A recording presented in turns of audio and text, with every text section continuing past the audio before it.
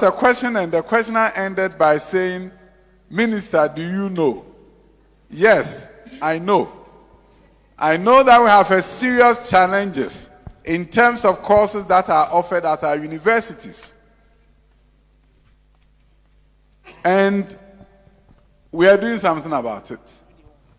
If you look at distance learning programs across the length and breadth of this country, especially championed by and University of Cape Coast, so many students have been enrolled in Diploma in education.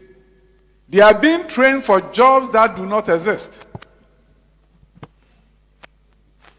Thousands and thousands are graduating for jobs that do not exist. So we've had a conversation with them. One favorite course that I always cite is what is called sanitation education, but there's no course in sanitation to be taught. Development education. Development education for what? UDS. Development studies, undergraduate program. For what job? So yes, I'm fully aware, and we're engaging the universities.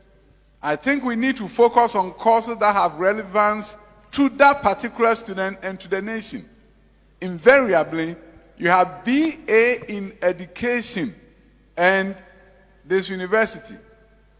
And it's supposed to prepare students for non-teaching job. What type of non-teaching job are you preparing students with BA in education? They don't exist, but the degree program exists. Unfortunately, there's limited guidance and counseling at our schools, at the high school level, for a student to be able to say, I applied to do business administration, you gave me sociology, and I'm not going to take it, because that is not where I'm heading. But invariably, the young men just want to come to the university. They want to come to the premier university, University of Ghana. So they will tell you that, oh, I applied for law, but I was given education. That is not what you want. You don't go, even though it's a premier university. So there's a need for counseling, and it's a major thing for our ministry. We need to change course, because unemployment invariably comes from the fact that we are training the graduates for courses that don't exist. And I know I'm exceeding my time. But one area is that for those courses that we want more students to enroll in, they don't qualify to enroll in them because we put barriers in their way. I always tell of the story of Kojo Mensah, who had a dream, and God was speaking with him.